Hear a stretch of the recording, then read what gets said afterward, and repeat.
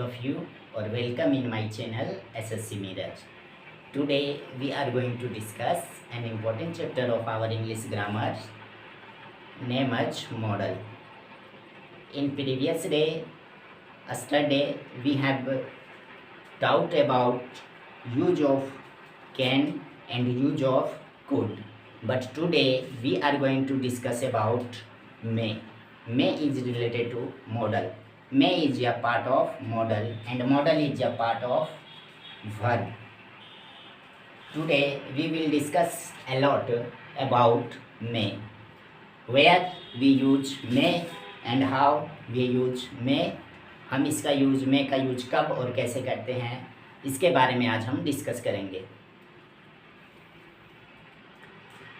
If you are a student of a school, college, university and class 9th and class 10th, if your teacher in class, if your teacher teaching in class and you have to enter in or class, then that situation, in that case, you have to speak, may I come in sir, may I come in sir. You are speaking, may I come in sir. In this sentence, there is used of modal. इस sentence में मे आई कम इन sir या मे आई कम इन sir in the class, इस sentence में model मे का use किया गया है. तो आप देखें कि मे का यूज किस सेंस में किया जाता है और कहाँ किया जाता है, आज उसी के बारे में हम डिस्कस करेंगे. तो देखिए, we have many usages of modal, but we will discuss with number wise. The first use of modal is used to express give and take permission. Model जो है वो परमिशन लेने, अनुमति लेने या देने के लिए यूज किया जाता है. Modal is use to express give and take permission to anybody. I have taken some example related to modal. Listen to me carefully and look at the board. I have written some example of may. Here in this sentence there is use of modal. May I help you? This is a sentence, and in this sentence there is use of modal. May is modal. In this, if you want to speak Hindi of this sentence, may I help you, क्या मैं आपकी मदद करूं. If anybody in trouble, if he have any problem, in that situation, in that case, you always you want to help them. आप उसकी कुछ सहायता करना चाहते हो, तो उस समय आप उससे परमिशन कैसे लोगे. In that situation you have to speak may I help you, क्या मैं आपकी मदद करूं या क्या मैं आपका मदद कर सकता हूं. तो यहाँ पे देखिए, मे का जो यूज किया गया है वो परमिशन लेने के लिए किया गया है, परमिशन लेने के लिए गया है. Next we have second example of may I leave now. May I leave now, this sentence also related to taking permission. इस सेंटेंस में जो है वो परमिशन लिया जा रहा है कि क्या मैं अब जा सकता हूँ, क्या मैं अब छोड़ सकता हूँ. तो देखिए, इस सेंटेंस में भी किसी से परमिशन लिया जा रहा है. And we have third example of may. You may do what you like. आपकी इच्छा जो है वो आप कर सकते हैं, आपकी इच्छा जो है वो आप कर सकते हैं. तो देखिए, here may is also related to taking permission. यहाँ पे भी दिया जा रहा है यू मे डू, आप कर सकते हैं. व्हाट यू लाइक, यहाँ पे परमिशन लिया नहीं बल्कि दिया जा रहा है. आप जो चाहते हैं वो आप कर सकते हैं. Next, the second use of modal, may is use to express wish, prayer and curse. Wish, prayer and curse in optative sentence. Before explanation of wish, prayer and curse, there is written optative sentence. We have to understand how many types of sentence in our English grammar. In our English grammar, there are 5 or 6 type of sentence. First sentence, affirmative sentence. Second, negative sentence. Third, interrogative sentence. 4th optative sentence, 5th imperative sentence and 6th exclamative sentence. ये जो पांचों sentence है, कोई भी book अपने चारों ओर दिन में जो भी बोलते हैं, जो भी देखते हैं, कुछ सुनते हैं, या कोई भी बुक लिखा हुआ, बड़ा बड़ा ग्रंथ लिखा हुआ, महाभारत लिखा हुआ है, हमारा जो बुक है 9th का है, 10th का है, यूनिवर्सिटी का है या विश्वविद्यालय का है, जो भी सेंटेंस का यूज किया गया है, इन्हीं पांचों सेंटेंस में सारे सेंटेंस को मिला के लिखा जाता है। तो देखिए यहाँ पे ऑप्टेटिव सेंटेंस है। ऑप्टेटिव सेंटेंस मतलब इच्छावाचक वाक्य होता है। इच्छावाचक।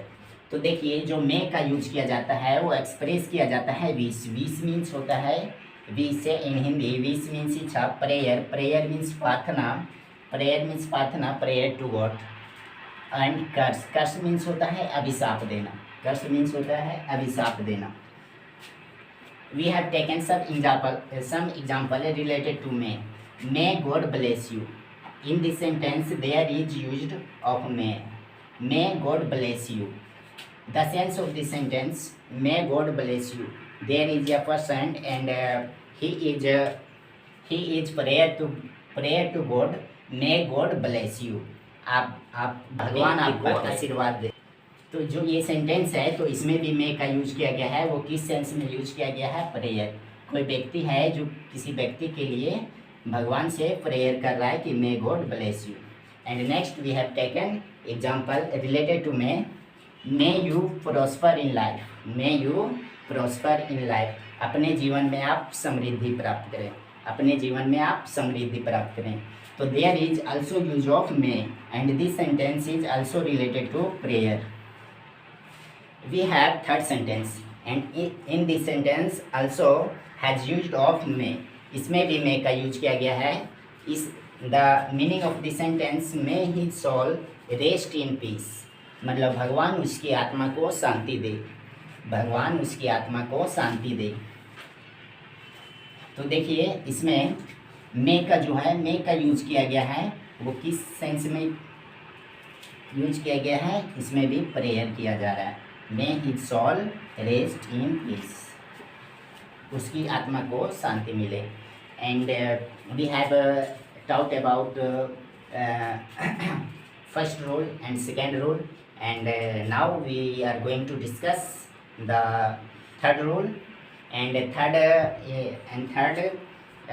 may is used to express possibility.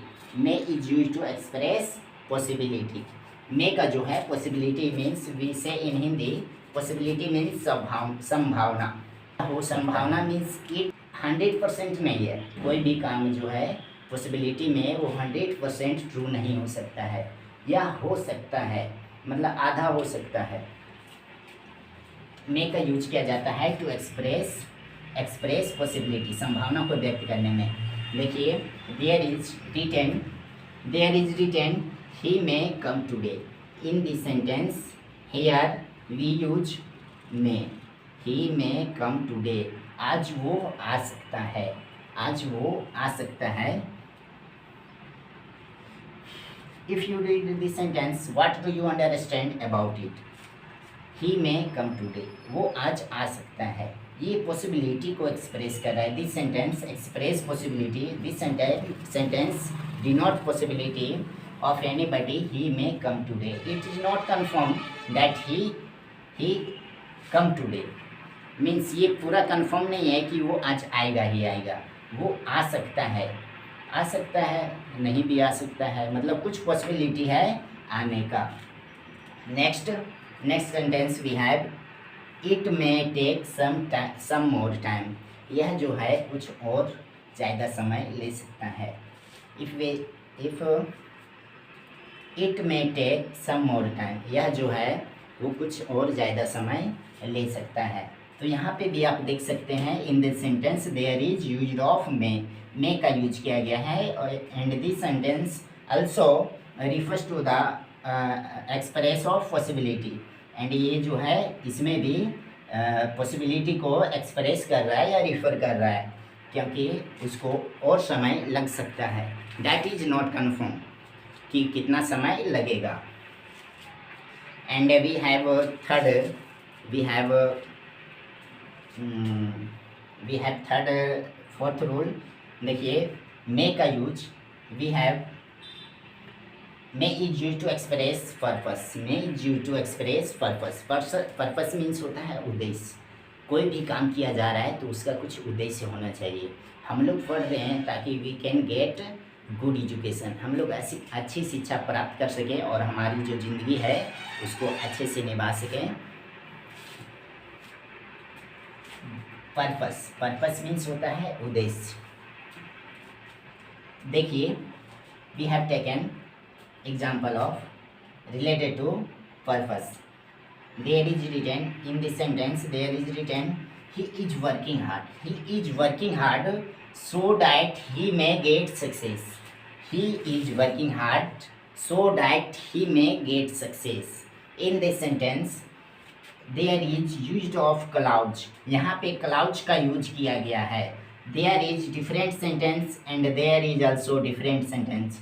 But clouds, clause वे होते हैं जो सेंटेंस को इंटरकनेक्ट करते हैं।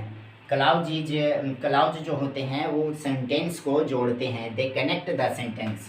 तो देखिए यहाँ पे सो डैट ताकि, सो डैट ताकि, तो ये दोनों सेंटेंस को जोड़ते हैं। ही इज वर्किंग हार्ड, वह मेहनत कर रहे हैं, कठिन मेहनत कर रहे हैं। So that he may get success, ताकि वो सफलता प्राप्त कर सके। तो इन दिस सेंटेंस या behind this sentence behind this sentence there is secret of purpose. यहाँ पे पर्पस को रिफर कर रहा है। This sentence also refers to the purpose. इस सेंटेंस के पीछे पर्पस का उद्देश्य छुपा हुआ है, क्योंकि वो मेहनत कर रहा है ताकि सफलता प्राप्त कर सके। तो मेहनत किस लिए कर रहा है, मेहनत किस लिए कर रहा है, उसका क्या पर्पस है? उसका पर्पस है कि वो सफलता प्राप्त करे।